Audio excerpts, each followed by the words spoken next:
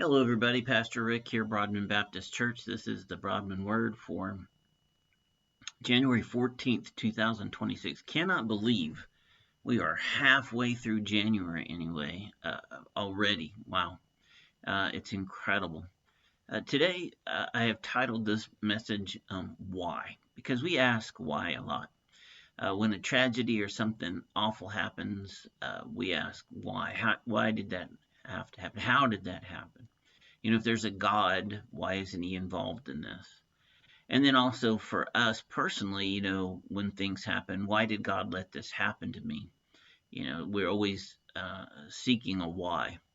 And so one of the things that we need to understand is that God never wastes a hurt. There's always something good, some positive for the kingdom that comes out of a personal hurt or struggle, whether it's folks seeing you get through whatever time it is, clinging to God and your faith as your strength to get through whatever situation it is, or whatever difficulty it might be, difficulty with another person, difficulty with health or other challenges.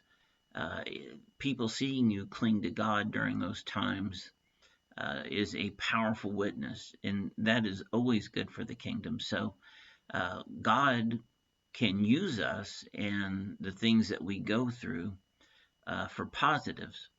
And also, way back in the Old Testament, we see God acting as a comforter.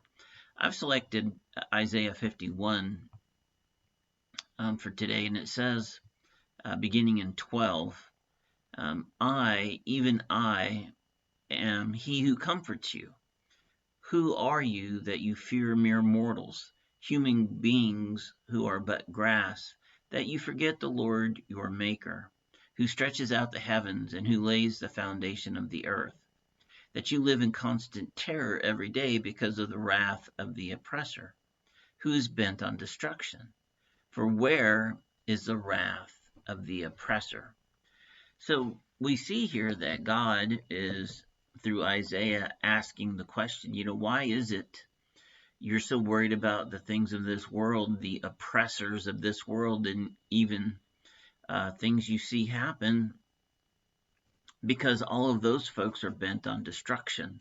Why are you going to be afraid of them when you have a comforter? You have the architect of life and the world and everything in and around it, who has promised to care for you, to have you prosper.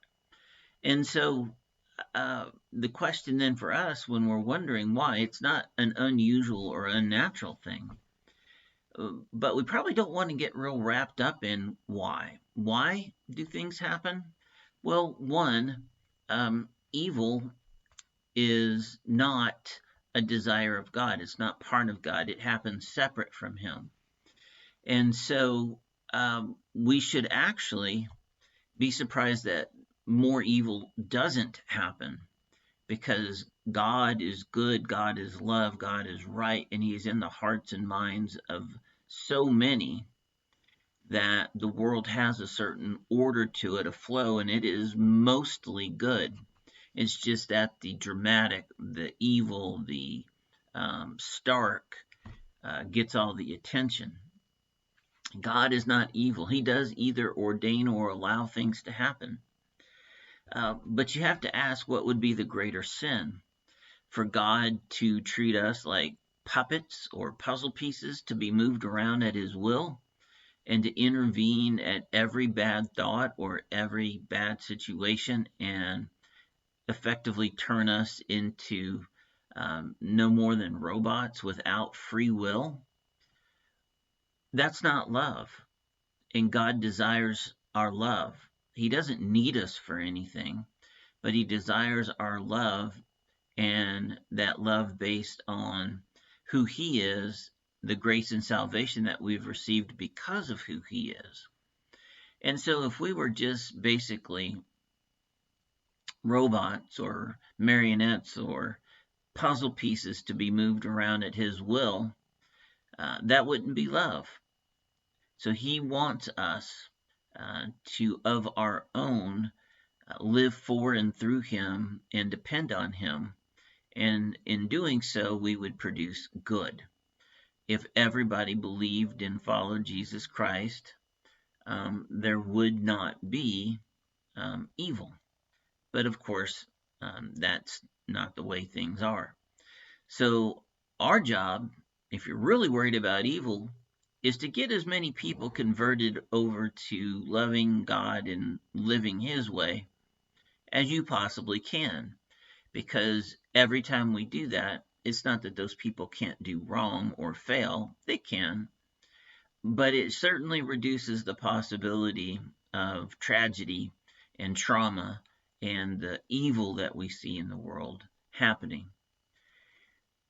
So that, I guess you have to sit and think, do I really want God to remove free will from people? What's the greater crime? For there to be evil in the world and for things to happen and for us to be free, or for God to come in, put his hand on everything, remove our free will, and treat us like pieces of some game board there for his amusement to move around as he pleases. I think you would agree that the removal of free will from the human race would be the greater crime. And then he wouldn't be able to comfort us either. He wouldn't be able to guide us, direct us. He wouldn't be able to receive our love because it would be mandated. So that wouldn't be love. And the whole relationship we have with God would be so radically and dramatically different. It wouldn't be the way it is. We wouldn't have a need for Jesus Christ because God would just simply make us love him and make everything the way he wanted it to be. And we would just sort of go through whatever lifespan we have, just kind of lollygagging around, doing whatever God directed us to do. Not really a pleasant thought. So, why? Why is there evil? There's evil because there's a God who loves us enough to let us be evil. And why is there good? Because there's a God who loves us enough to let us love him back and thus be good. Listen, I love you. I hope you have a marvelous day in the Lord. I'll talk to you next time.